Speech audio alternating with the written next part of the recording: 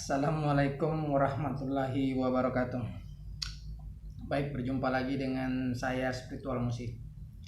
Untuk malam ini kita akan bahas masalah ilmu pengobatan ya, ilmu pengobatan.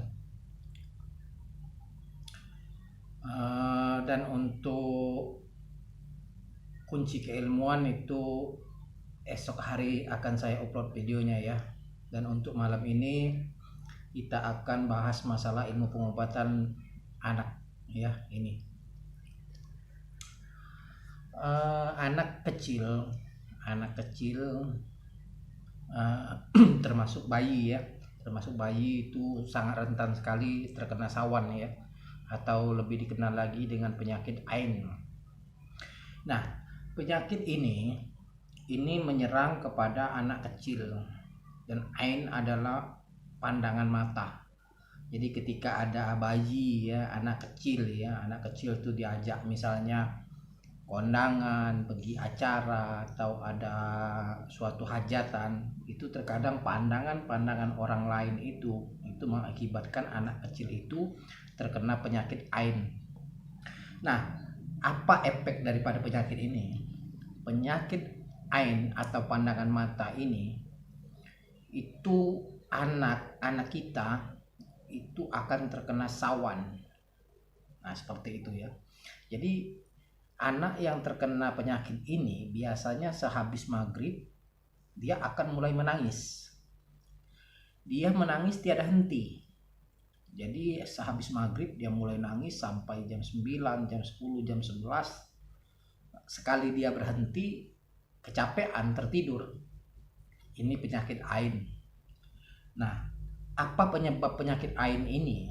Penyakit AIN ini oleh pandangan mata manusia, misalnya pandangan orang-orang ketika melihat anak kita misalnya terlalu kagum, kata-kata pujian, atau juga ada orang yang tidak suka misalnya keluarga kita, jadi ada pandangan buruk walaupun kadang-kadang senyum mulutnya, bibirnya tersenyum tapi ada rasa dalam hati, misalnya ada rasa kebencian atau apa, terjadilah penyakit AIN.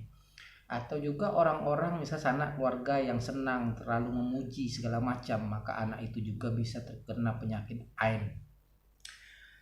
Dan ada juga misalnya anak-anak itu diajak misalnya pergi ke acara misalnya melayat orang meninggal atau segala macam, maka anak itu juga akan selalu menangis ya. Ini dikenal orang misalnya dengan sebutan sawan mayit.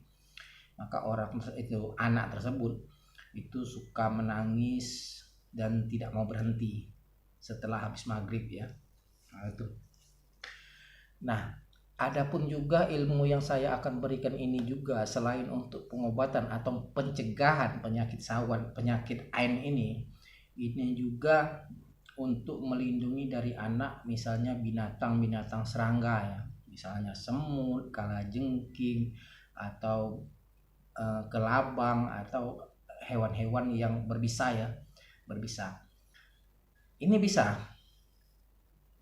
anak ini untuk perlindungan dari hal-hal yang seperti itu.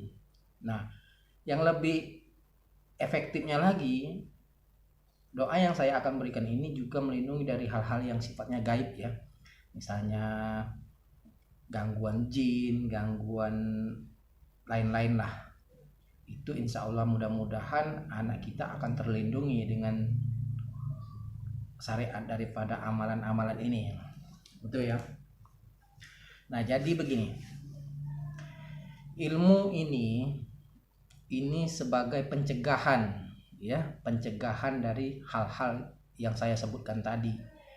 Dan ini bisa juga untuk melakukan orang yang sudah terlanjur terkena, misalnya orang sudah terlanjur kena penyakit AIN, bisa juga. Nah, pertanyaannya bagaimana penyembuhan orang yang terkena penyakit AIN? Nah, begini. Yang pertama, kalian bacakan Al-Fatihah. Kalian bacakan ayat kursi. Ini bagi orang yang sudah terkena penyakit AIN ya. Setelah itu, suami Anda ketika berwudu, bekas air wudunya itu ditampung pakai bak ya, ditampung ya, ditampung. Nah, air wudhu bekas suami kita atau ayah daripada anak kita itu ditampung. Setelah ditampung, dibacakan mantra yang akan saya berikan nanti 7 kali ya, sebanyak 7 kali. Lalu dibuat mandi untuk anak tersebut. Itu ya. Insya Allah mudah-mudahan penyakitnya akan sembuh, penyakit ain. Jadi anak kalau sudah terlalu sering nangis, nggak mau berhenti, obat sini, tapi penyakit nggak ada, tapi nangisnya nggak mau berhenti, itu penyakit ain namanya. Dan anak ini biasanya terus menangis dan semakin lama semakin kurus dan kurus ya, gitu ya. Maka obatnya seperti itu. Itu bagi yang sudah terlanjur terkena. Tapi kalau untuk pencegahannya, ya makanya dibacakan mantra ini sebanyak 7 kali kepada air ya. Diusapkan ke mukanya, diusapkan ke ubun-ubunnya, diusapkan ke pusarnya, pusar perutnya, dan diusapkan di tulang ekornya ya. Itu ya 4 ya. Nah, tulang ekornya, ubun-ubunnya, wajahnya, pusarnya ya, diusapkan ke situ ya.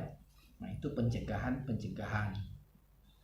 Nah, begitupun juga misalnya terlindung dari binatang-binatang tadi, serangga, ular, kalajengking, semut, atau apapun yang kira-kira bakal membahayakannya.